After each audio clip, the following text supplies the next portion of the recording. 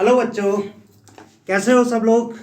मैं राजकमल वर्मा अपने channel chemistry by knowledge point में 11th क्लास का पहला चैप्टर डिस्कस कर रहा था। That was some basic concept of chemistry. और उसमें कुछ लेक्चर मैंने अपलोड भी किए हैं, टॉपिक वाइज हम अपलोड कर रहे हैं। बस आपको पढ़ाई करनी है। देखिए बेटा, क्या ना कि अगर पढ़ने का मन बना चुके हैं तो पढ़ने के लिए मटेरियल की कमी नहीं है। आप लोग YouTube में जाएंगे तो YouTube में ढेर सारा मटेरियल है। बस आप माइंड डेवलप करिए कि हमें पढ़ना है। और ये जो चैप्टर है ना, ये चैप्टर तो बहुत ही इंपॉर्टेंट है। मतलब अगर ये चैप्टर नहीं आता है तो मैं कहता हूं कि 11th क्लास के 12th क्लास में भी आपको दिक्कत आएगी। इसका नाम क्या रखा है, some basic concept of chemistry. और उसकी जो भी टॉपिक है, छोटे छोटे कंसेप्ट उठा के एक पूरा चैप्टर बना दिया गया है। और जो भी टॉपिक है ना, इसके टॉपिक बहुत ही इंपॉर्टेंट है। आप जैसे ये मैं यूज कर रहा हूँ, equivalent weight and n factor. आज का ये जो टॉपिक सेलेक्ट किया है बेटा, आगे चैप्टर पढ़ोगे रिडॉक्स में, उसमें भी यूज होगा। जहां पर भी क्वांटिटेटिव एनालिसिस होगा, वॉल्यूमेट्रिक एनालिसिस इनका यूज होगा। ठीक है, तो बहुत ध्यान से पढ़ना है। तो एक बात बता दें, पढ़ाई तो करनी ही पड़ेगी। सिंपली है कि आप पढ़ाई करेंगे और अच्छे से जो भी वीडियो देख रहे हैं उनको बस स्ट्रिक्टली फॉलो करिए, नोट करिए और कटाकट क्वेश्चन लगाइए। अगर आप क्वेश्चन लगाते हैं, जैसे मैं अपने इस टॉपिक से रिलेटेड, मेरा एक ऐप है नॉलेज पॉइंट, और उसमें मैं इनसे रिलेटेड क्वेश्चन को ऐड कर दूंगा। तो उसका क्या ना कि आप जब ये टॉपिक देखें, एक लिंक मैं दूंगा, उस लिंक को आप ऐप डाउनलोड करें, उस लिंक से ऐप डाउनलोड करें और साथ में ये लेक्चर भी वहां मिल जाएगा और साथ में असाइनमेंट भी मिलेगा। तो आप असाइनमेंट भी करेंगे। देखो कितना अच्छा बेनिफिट है। कभी भी कोई काम करते हैं ना, अगर उसका डायरेक्ट कोई थ्योरी सीखा, कुछ भी सीखा, अगर उसको क्वेश्चन सॉल्व करने के लिए मिल जाए, अच्छे क्वेश्चन सॉल्व करने के लिए मिल जाए, डायरेक्ट अप्लाई करने के लिए मिल जाए, तो ये बहुत फायदेमंद होता है। ठीक है, तो चलिए लेट्स स्टार्ट द टॉपिक। जैसे कुछ बोलते हैं कि लेट्स क्रैक इट, हमारा टर्म है लेट्स स्टार्ट इट। ठीक है, तो चलिए हम लेट स्टार्ट करते हैं। इक्विवेलेंट बोला गया कि the equivalent weight and n factor. सबसे पहले तो क्वेश्चन आता है, what is the equivalent weight. Equivalent weight क्या है, इसको डिफाइन कैसे करेंगे, तो देखो एक बात करते हैं, पहले हम कुछ एग्जांपल बताते हैं, फिर इक्विवेलेंट वेट की डेफिनेशन बताते हैं। ठीक है बेटा, तो सबसे पहले हम बात कर रहे हैं कि इक्विवेलेंट वेट,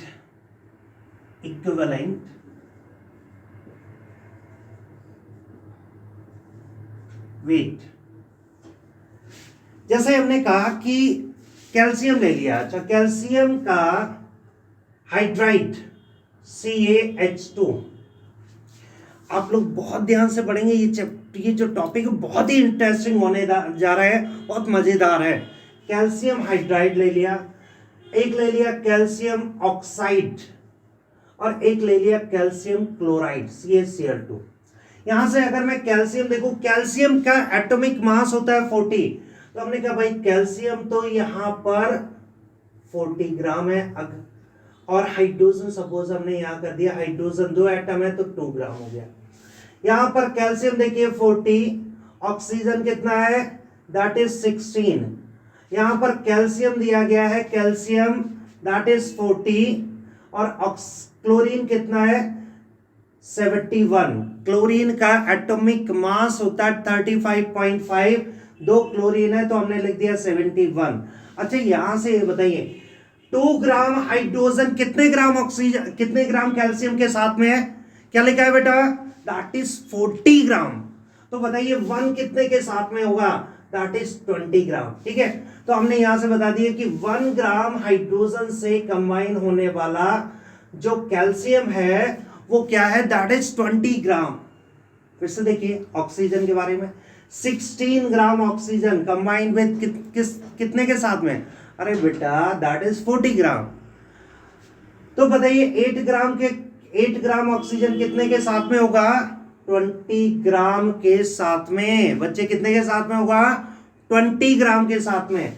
इसके लिए बात करते हैं, तो यहां से बताया गया 71 ग्राम क्लोरीन कितने के साथ में कैल्शियम 40, तो बताइए 35.5 कितने के साथ में होगा 20। यहां से एक चीज देखिए, ये 35.5 के लिए 20 ग्राम कैल्शियम और 8 के लिए दैट इज 8 ग्राम के लिए 20 ग्राम कैल्शियम और 1 ग्राम हाइड्रोजन के लिए 20 ग्राम कैल्शियम। ठीक है, अब यहां से मैं बता रहा हूं इक्विवेलेंट वेट। जानते हो इक्विवेलेंट वेट क्या है? The weight of substance which combine और replace with 1 gram of hydrogen और 8 ग्राम ऑफ ऑक्सीजन और 35.5 gram of chlorine is known as equivalent weight of that substance। इसी को क्या बोलते हैं बेटा? equivalent weight of that substance। Clear हो रहा है कि नहीं बच्चे? तो इस तरह से अगर हमें equivalent weight को डिफाइन करना है, लिखना है, तो बेटा देखो लिखने में टाइम लगेगा, मैं आपको डेफिनेशन बोल रहा हूं, आप नोट कर लीजिए। क्या बोलेंगे? द वेट ऑफ सब्सटेंस, क्या लिखेंगे? फिर से सुनिए, the weight of substance which combine or replace या displace, the which combine or displace hydrogen, 1 gram of hydrogen, which combine or displaces 1 gram of hydrogen or 8 gram of oxygen or 35.5 gram of chlorine is called as equivalent weight of that substance, is called as equivalent weight of that substance। Clear हो गया?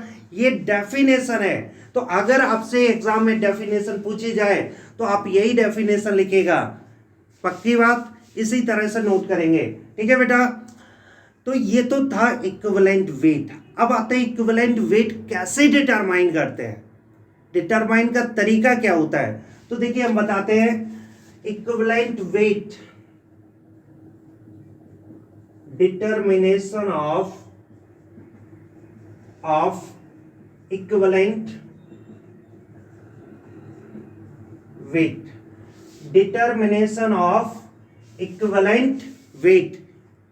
देखिए equivalent weight का formula होता है कि भाई equivalent, इसे थोड़ा सा शॉर्ट कर रहे हैं, equivalent weight represented by A, equivalent weight या equivalent mass represented by A, that is molecular mass divided by n factor। बेटा एक चीज याद रखो कि अगर मॉलिक्यूल है, जैसे कोई भी सब्सटेंस है, मॉलिक्यूल है तो molecular mass divided by n factor, अगर एटम है तो atomic mass divided by n factor, और आयन है तो ionic mass divided by n factor करना पड़ेगा। ठीक है बेटा? तो इस तरह से देखिए, अब क्वेश्चन नहीं आता कि अरे अभी तो इक्विवेलेंट वेट ही टर्म था, अब एक नया टर्म आ गया एन फैक्टर। तो यहाँ पर जो हमने लिखा है ना, सही मायने में जो आज डिटरमाइन करेंगे वो क्या करेंगे? एन फैक्टर का डिटरमिनेशन। क्लियर हो रहा है बच्चे? किसका डिटरमिनेशन करेंगे? एन फैक्टर का डिटरमिनेशन। ठीक है, आज तो पढ़ाई करने का पूरा मूड है, पढ़ाई करना है, बिल्कुल बैठे रहना है, जब तक ये टॉपिक कंप्लीट नहीं करके जाते हैं, बिल्कुल बिल्कुल बैठ के पढ़ना है। ठीक है, कायदे से पढ़ना है, सीधी पढ़ाई, नो बकवास। ठीक है, तो हमने कहा इक्विवेलेंट वेट। अब आता है एन फैक्टर डिटरमिनेशन। तो हम यहां लिख रहे हैं n factor determination, n factor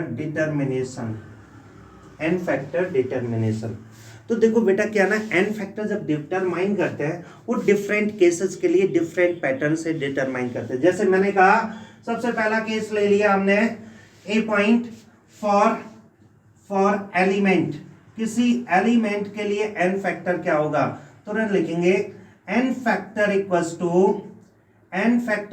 to valency.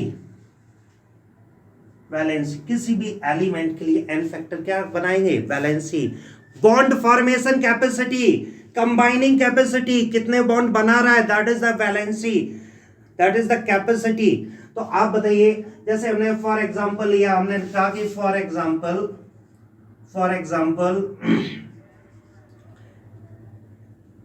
Oxygen atom, oxygen atom, ठीक है। तो n फैक्टर क्या हो जाएगा, n फैक्टर इक्वल्स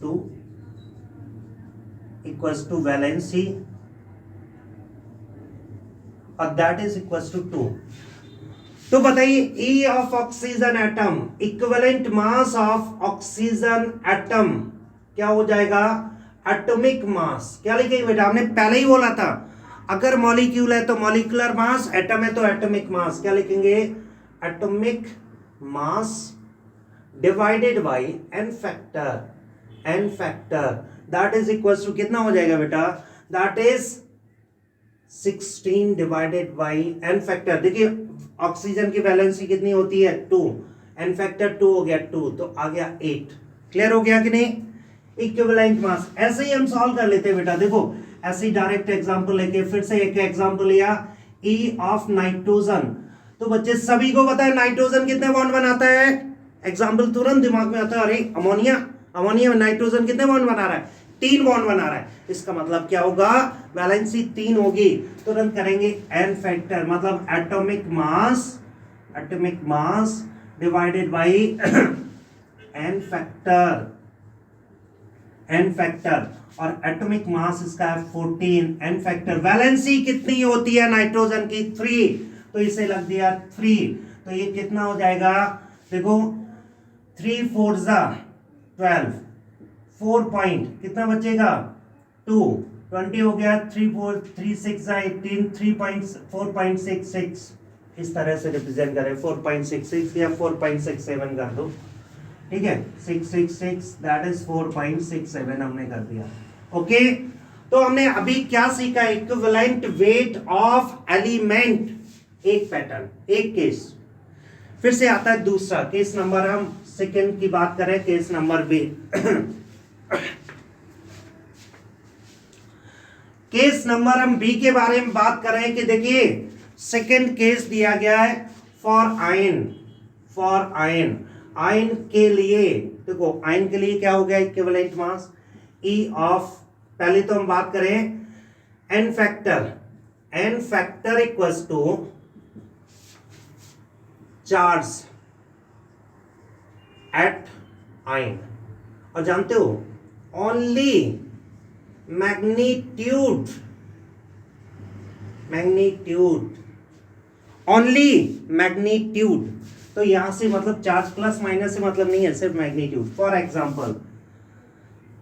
एग्जाम्पल देखो यहां से अब E क्या होगा, पहले E का फॉर्मूला लिख देते हैं, E of ion that is ionic mass divided by n factor, ये आ जाएगा। अब एग्जाम्पल लिया, फॉर एग्जाम्पल SO4 -2 आयन, तुरंत दिमाग ठनका, SO4 -2 आयन कितना चार्ज है बेटा, -2। तो बताइए n फैक्टर क्या हो जाएगा, n फैक्टर इक्वल्स टू क्या हो जाएगा बेटा, that is equals to 2। n factor equals to कितना बनेगा 2। तो बताओ E of SO4 -2 ion equals to ionic mass देखिए सल्फर 32, क्या लिखोगे 32 + 4 × 16, और ये जब जोड़ेंगे डिवाइडेड बाय 2 तो ये हो जाएगा 96/2 दैट इज 48। क्या बनेगा 48। ऐसे ही फिर से एक एग्जांपल लिया, E ऑफ Mg+2 आयन, तो तुरंत आपने कहा ionic mass divided by n factor देखिए इसका क्या है, चार्ज कितना दिया गया है इस आयन के ऊपर, 2 पॉजिटिव चार्ज है, तो सिर्फ और सिर्फ क्या लिखना है 2 डिवाइडेड बाय 2, और इसका 24 होता है बाय 2, और ये बन जाएगा दैट इज इक्वल्स टू 12। एक चीज याद रखिएगा बेटा, किसी भी आयन पर चार्ज की वजह से उसके मास में फर्क नहीं पड़ता है, क्योंकि चार्ज जानते हो ये चार्ज किसकी वजह से होगा, बाय लूजिंग और बाय गेनिंग ऑफ इलेक्ट्रॉन, और इलेक्ट्रॉन का मास जो है न्यूट्रॉन और प्रोटॉन के मास के कंपैरिजन में बहुत कम होता है। तो मास पर कोई कंसीडरेशन नहीं होगा, ठीक है। तो मास तो वही रहेगा, जैसे Mg आयन है तो Mg का मास रहेगा, SO4 का मास रहेगा SO4-2 आयन में। तो यहां से देखिए अभी हमने 2 पॉइंट डिस्कस किए। कौन कौन सा पॉइंट डिस्कस किया? एन फैक्टर फॉर एलिमेंट, और दूसरा कौन सा था? N factor for ions. क्या करना है बेटा? एन फैक्टर फॉर आयंस, ठीक है बच्चे। चलिए इसको हम रब कर देते हैं, आप लोग नोट कर लीजिएगा। अब आता है तीसरा केस।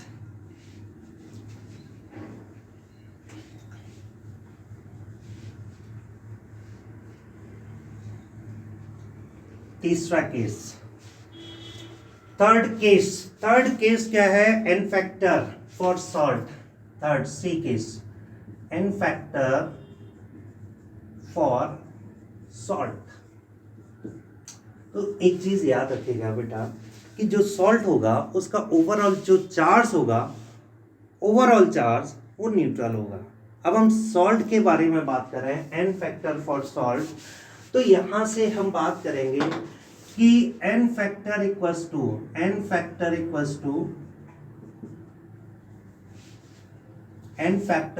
टू टोटल पॉजिटिव और नेगेटिव चार्ज। ध्यान से देखिए, टोटल पॉजिटिव और टोटल नेगेटिव चार्ज। यहां से हम बोल रहे हैं कि या तो पॉजिटिव चार्ज उठा लो या फिर टोटल नेगेटिव चार्ज उठा लो। क्यों? क्योंकि अगर हम सॉल्ट लेते हैं तो सॉल्ट में टोटल पॉजिटिव और टोटल नेगेटिव चार्ज क्या रहेगा? That will be same. सिर्फ क्या होगा? साइन का फर्क होगा। जैसे हमने एग्जांपल लिया, हमने लिया Na2SO4 एग्जांपल है, Na2SO4। अब इस Na2SO4 में अगर हम बात करते हैं तो ये कैसे टूटता है? जैसे इसमें पानी मिलाओ, पानी मिलाते ही ये 2Na प्लस और प्लस SO4-2 में ब्रेक हो जाएगा। और इस कंडीशन में देखिए बेटा, इस कंडीशन में अब यहां से टोटल पॉजिटिव चार्ज देखें तो 2 into plus 1 that is equal to +2, और ये कितना आयन है? 1 इंटू -2 तो दैट इज इक्वल टू -2। तो मैग्नीट्यूड दोनों का सेम है। मैग्नीट्यूड क्या है? दोनों का सेम है। तो बताइए बेटा, जब मैग्नीट्यूड सेम है हमें तो सिर्फ क्या लेना है? मैग्नीट्यूड लेना है, ओनली मैग्नीट्यूड। यहां लिख भी दे रहा हूं, ओनली मैग्नीट्यूड, ठीक है बच्चे।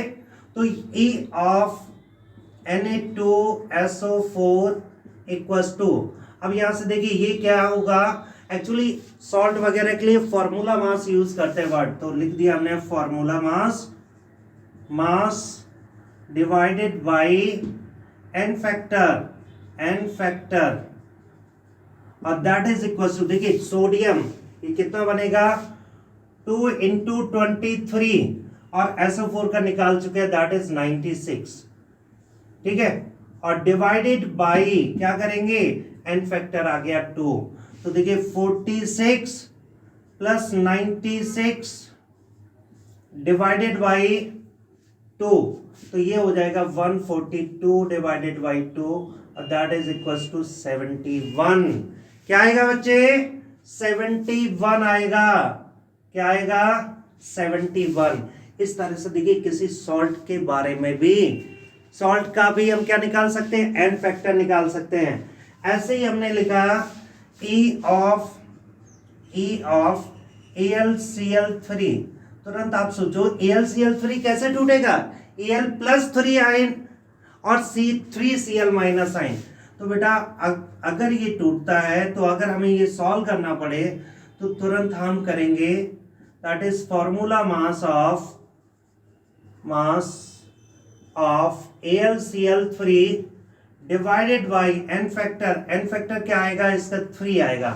तो इस तरह से हम सॉल्ट का इक्विवेलेंट मास कैलकुलेट कर लेंगे। क्लियर हो गया बच्चे कि नहीं? तो हमने क्या क्या बताया? एक केस तो बताया एन फैक्टर फॉर एलिमेंट, दूसरा केस किसके लिए बताया? एन फैक्टर फॉर आयन, तीसरा केस किसके लिए बताया? N factor for salt. Salt का देखो एक और तरीका बताते हैं, एक और मेथड बताते हैं। सॉल्ट जो टूटता है वो कैसे टूटता है? सॉल्ट टूटता है पॉजिटिव आयन में और नेगेटिव आयन में। तो इसका मतलब अगर हम कहीं ना कहीं इस तरह से भी क्वेश्चन सॉल्व करें जैसे हम बता रहे हैं,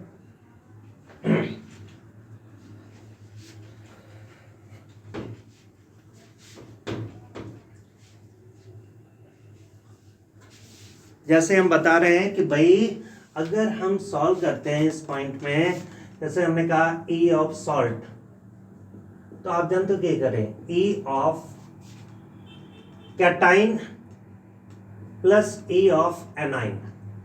कैटाइन का मतलब है पॉजिटिव आयन और एनाइन का मतलब है नेगेटिव आयन। मतलब ये पॉजिटिव आयन और ये क्या नेगेटिव आयन, ठीक है। ई ऑफ सॉल्ट कैसे इसको प्रूव कर लेते हैं। For example E of Na2SO4 निकालना है, Na2SO4। तो देखो बेटा क्या होना चाहिए, इसका मतलब ई ऑफ, बच्चे क्या होना चाहिए, ई of Na plus plus E of SO4 minus 2 ion, ये होना चाहिए। ई ऑफ Na प्लस और plus E of SO4 minus 2 ion. तो देखो क्या हो जाएगा, इसका वैल्यू सॉल्व करेंगे। इसका एन फैक्टर क्या दिखाई पड़ रहा है 1 और आयनिक मास दिखाई पड़ रहा है 23 divided by n factor 1, 96 divided by n factor 2। तो ये हो गया 23 प्लस 48 और ऐड करिएगा 8 3 11 2 4 6 7। तो देखिए आंसर आ गया 71। इसका मतलब ये बिल्कुल सही है। क्लियर हो रहा है कि नहीं, ये बिल्कुल सही है। इसी तरह से हम निकालेंगे। ओके बच्चे, तो हमने क्या निकाल लिया, सॉल्ट के लिए भी एन फैक्टर निकाल लिया।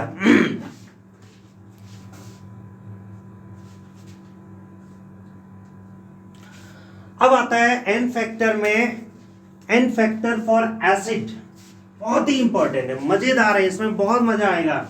एन फैक्टर फॉर एसिड, ये रब कर देते हैं।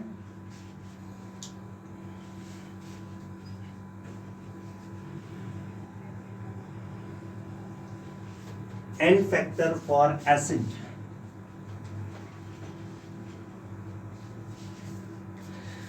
देखो बेटा एसिड के लिए, एसिड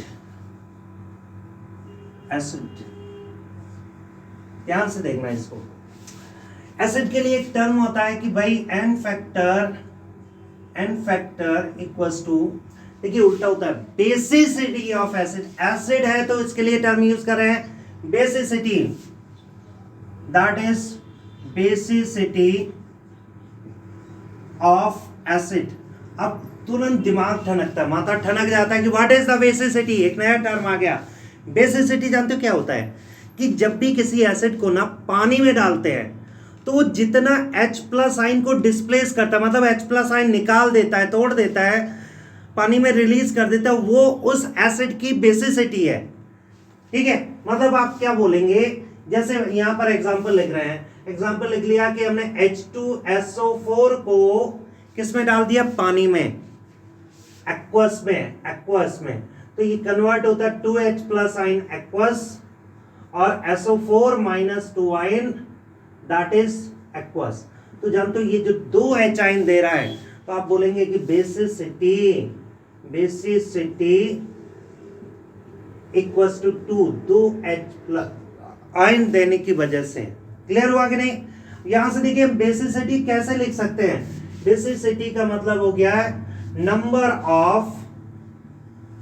ऑफ रिप्लेसेबल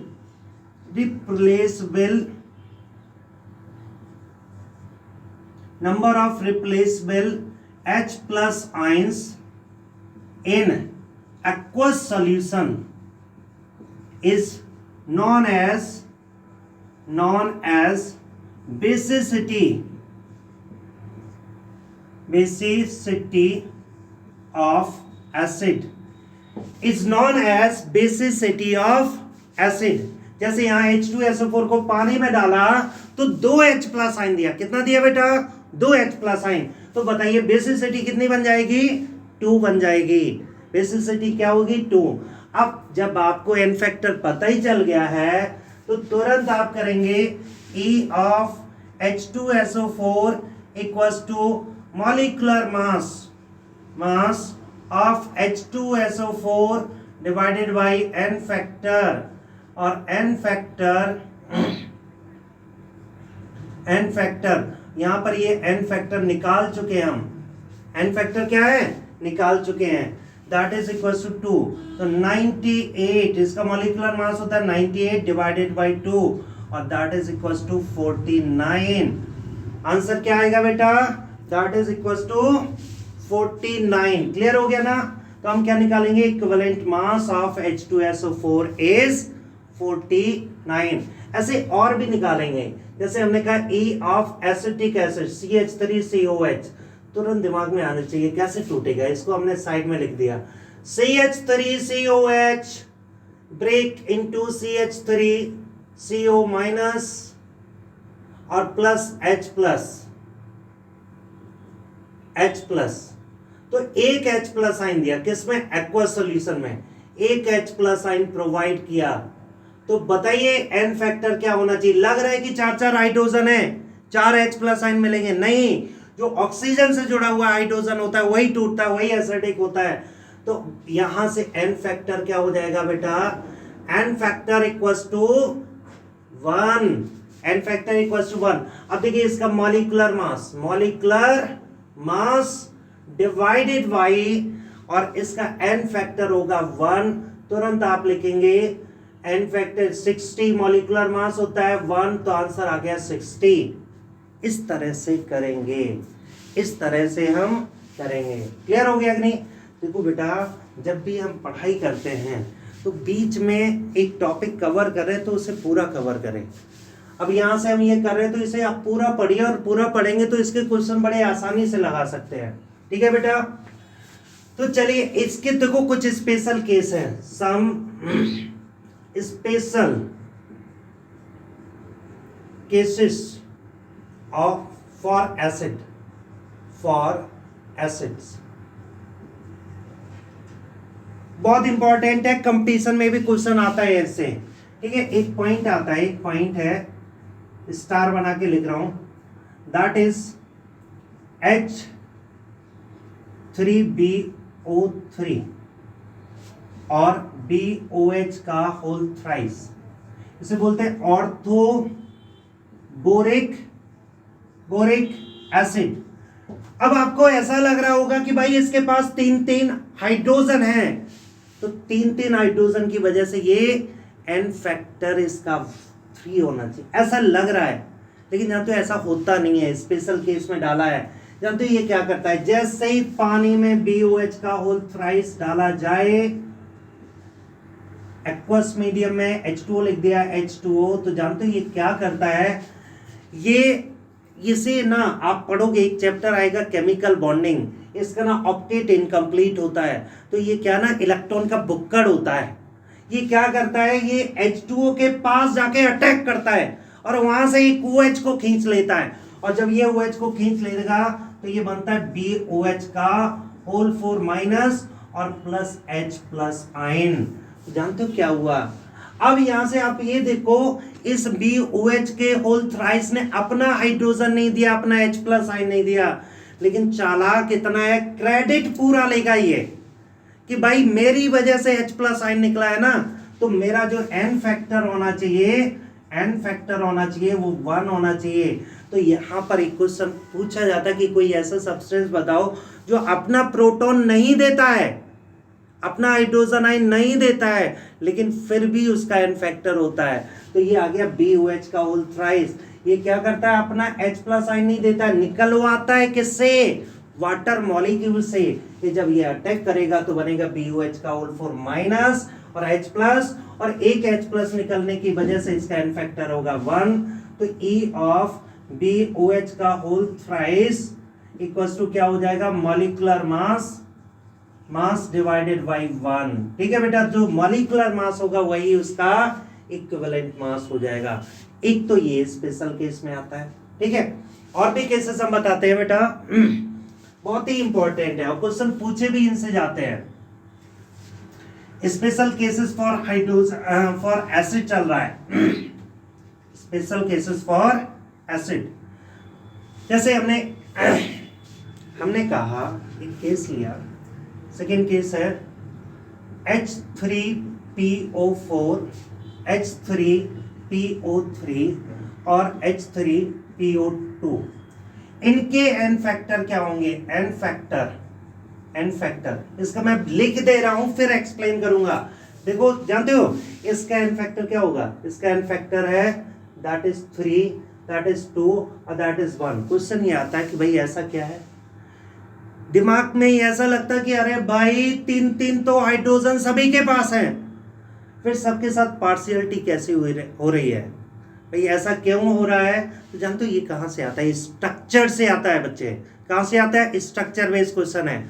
आप आगे स्ट्रक्चर बनाना पड़ेंगे, कंपाउंड पढ़ेंगे, डिफरेंट कंपाउंड, उस सब में उनमें सब आ जाएगा, ठीक है। लेकिन चलिए यहाँ पर हम स्ट्रक्चर बना दे रहे हैं। देखो क्या होता है, H3PO4 कैसे बनता है? H3PO4 यहाँ से देखिए, फास्फोरस के साथ में एक ऑक्सीजन डबल बॉन्ड से एक ऑक्सीजन। एक बात याद रखिएगा कि कभी भी कोई ऐसा एसिड हो जहां पर ऑक्सीजन है और हाइड्रोजन है, तो हाइड्रोजन ऑक्सीजन से जो अटैच होगा वही एसिडिक हाइड्रोजन होगा। तो यहां पर देखो 3 हाइड्रोजन और तीनों के तीनों ऑक्सीजन से अटैच है। बच्चे जानते हो आगे पढ़ोगे, अभी तो शुरुआत हुई है, आगे पढ़ोगे कि ऐसे एसिड को बोलते हैं ऑक्सी एसिड, मतलब ऐसे एसिड जिनका एसिडिक हाइड्रोजन ऑक्सीजन से जोड़ा है, that is non as oxy acid. तो जानते हो ये क्या करता है? ये वाला हाइड्रोजन ब्रेक कराता है, ये वाला ब्रेक कराता है, ये वाला ब्रेक कराता है, इसीलिए एन फैक्टर होता है दैट इज 3। पानी में जाते ही 3 H+ आयन ये दे देगा, ठीक है। तो एन फैक्टर क्या बनेगा? 3 होगा। क्लियर हो गया? और अगर हम यहां पर बात करते हैं, ध्यान से देखना इस पॉइंट को, इस H3PO4 को लेकर, किसके? H3PO4 को लेकर, तो यहां से इसका स्ट्रक्चर जानते हो क्या होता है? फास्फोरस का ऑक्सीजन के साथ में डबल बॉन्ड फिक्स है, इनकी बड़ी दोस्ती है। कह रहा था कि फास्फोरस को ऑक्सीजन दिखेगा, इसका मौका जहां भी मिलेगा।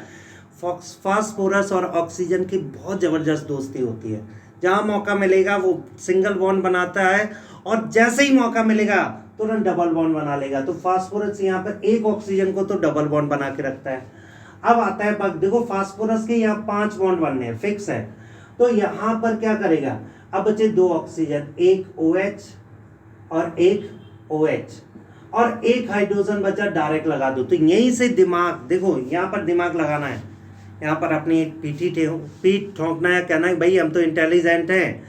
और आप यहाँ से देखेंगे और यहाँ देखेंगे कि ये वाला हाइड्रोजन टूटेगा, ये वाला नहीं टूटेगा, क्योंकि ये ऑक्सी एसिड है और सिर्फ 2 ही हाइड्रोजन ऑक्सीजन के साथ जुड़े हुए हैं। तो एन फैक्टर बनेगा बेटा, n factor it is equals to, n factor equals to 2। क्या बन जाएगा बच्चे? एन फैक्टर 2 हो जाएगा।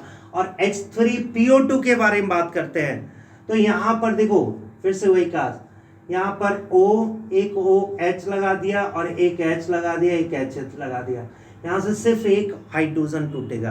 तो बताइए इसका भी एन फैक्टर क्या हो जाएगा? एन फैक्टर बन जाएगा 1।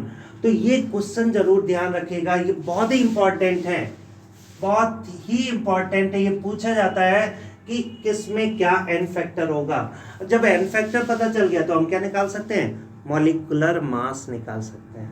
क्लियर हो गया? क्या निकाल सकते हैं? मॉलिक्यूलर मास निकाल सकते हैं। और एक और बात बताएं बेटा, एसिड के लिए, चूंकि केस स्पेशल केस हम एसिड के लिए पहले पढ़ रहे हैं, इसमें एक और बात करें कि सपोज हमने ले लिया H3PO3, लेकिन रिएक्शन में या हमने ले लिया H3PO4। एक एग्जांपल लेते हैं फिर एक्सप्लेन करते हैं।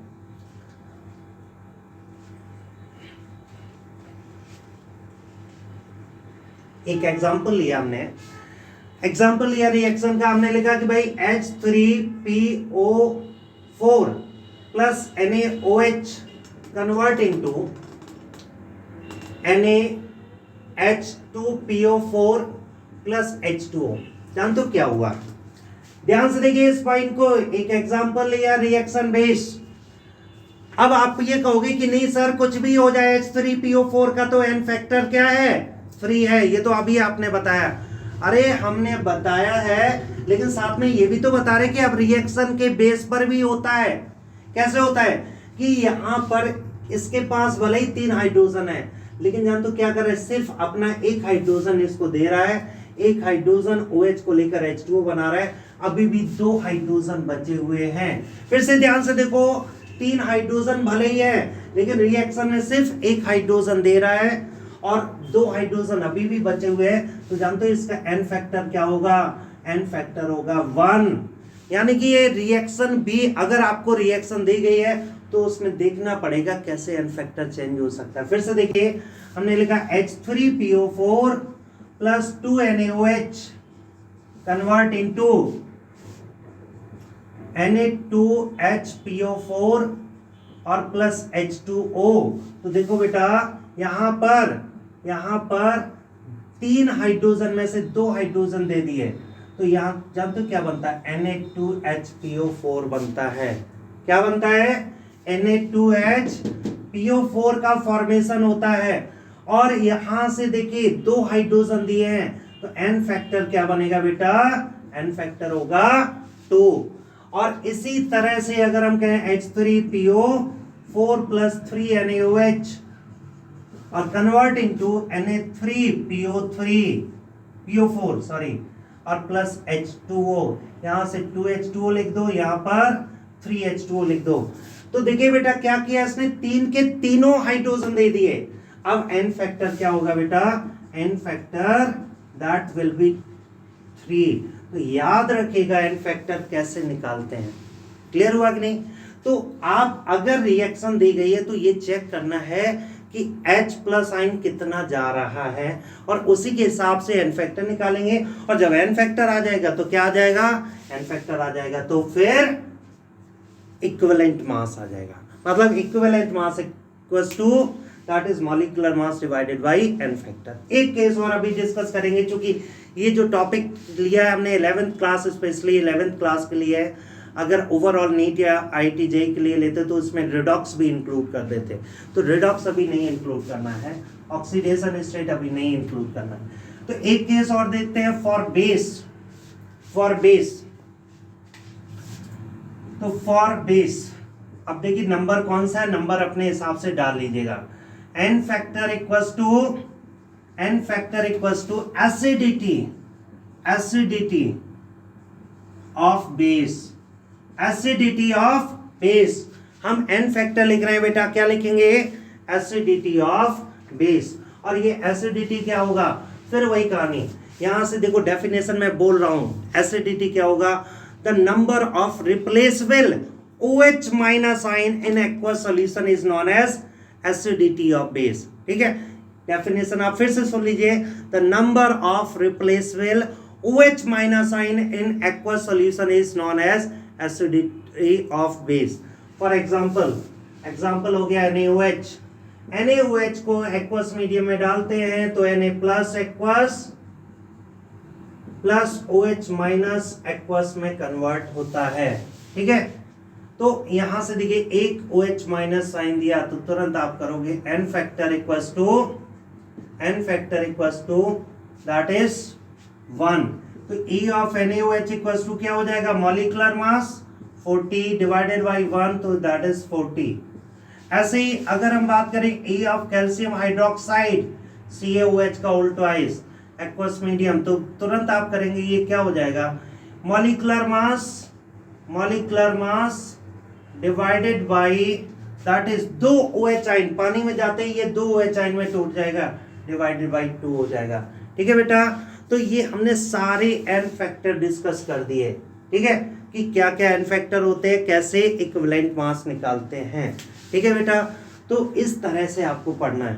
अब इनको तो एक तो आप नोट्स प्रॉपर बनाइए और रिवाइज करिए, प्रॉपर नोट्स बनाइए। हमने आप देखोगे अगर आप चैनल में देखेंगे तो सारे लेक्चर पढ़े हुए हैं, हर टॉपिक वाइज लेक्चर पढ़े हुए, एक एक आप टॉपिक उठा के नोट्स प्रॉपर बना के और इसे पढ़ सकते हैं। ठीक है, नोट्स बना लीजिए, पढ़िएगा। और एक हम लिंक इसमें प्रोवाइड करेंगे ऐप का जिसमें असाइनमेंट पड़ा हुआ है, तो वहाँ पे ये वीडियो भी रहेगा और असाइनमेंट भी रहेगा, और वो असाइनमेंट भी सॉल्व करेंगे बेटा, तभी फ़ायदा मिलेगा।